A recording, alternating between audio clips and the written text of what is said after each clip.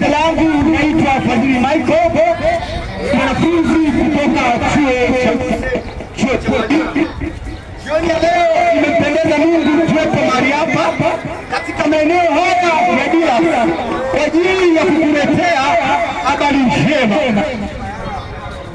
Kwa ajili ya kukuletea habari njema kuhusu ufalme wa Mungu. Leo tunakwenda kuona somo linalosema hivi, au ujumbe ambao Bwana amenipa unasema kwamba chanzo cha maovu ni nini? Chanzo cha maadili kupotea katika dunia hii ni nini? Bwana maovu yamezidi katika dunia. Taasisi mbalimbali zinajaribu namna kufanya ili wanadamu warejee katika njia iliyo sahihi, ili wanadamu warejee katika maadili bora, lakini inaonekana kwamba hivi na kwa nini jamii inaishi katika maovu linakuwa haliwezi kupatikanika. Tunaona kwamba katika dunia leo sio ajabu kuona baba anamuua mtoto wake kuzaliwa.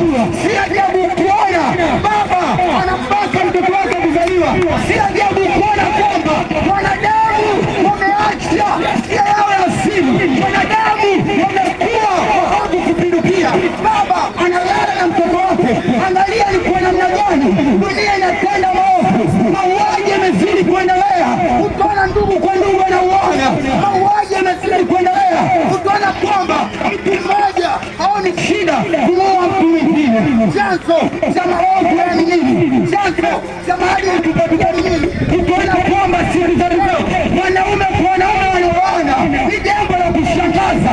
Wanawake kwa wanawake wanauana. Usagaji, umalaya, uzinzi ni mambo ambayo katika dunia leo yameonekana kuwa kawaida. Jioni ya leo ninakuja na jibu kwa nini dunia leo maovu yanaendelea. Kwa nini katika dunia leo maadili yamepotoka. Ni jambo ambalo ninajaribu kutafutia solution. Ijapokuwa vituo vya polisi vipo, ijapokuwa kuna vituo vya polisi, lakini unaona kwamba watu hawajaacha mauaji yanaendelea.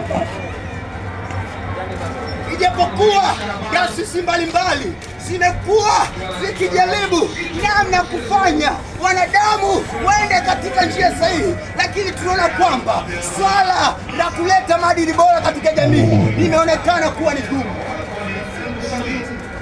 Taasisi kama za elimu huko mashuleni, shule za msingi, sekondari, hata vyuo vikuu, wanafunzi wamekuwa wakifundishwa namna ya kuishi katika maadili ambayo ni maadili bora. Lakini tunaona huko kwenye taasisi ambazo wanafundisha maadili mema, tunaona kwamba kuna wanafunzi ambao wanakunywa pombe, kuna wanafunzi ambao wanatumia madawa kulevya, kuna wanafunzi ambao wanavuta sigara. Kwa nini? Mbona dunia imepotoka? Mbona maadili yamepotoka? Jioni ya leo tumekuja na jibu lenyewe ndio hizi habari njema.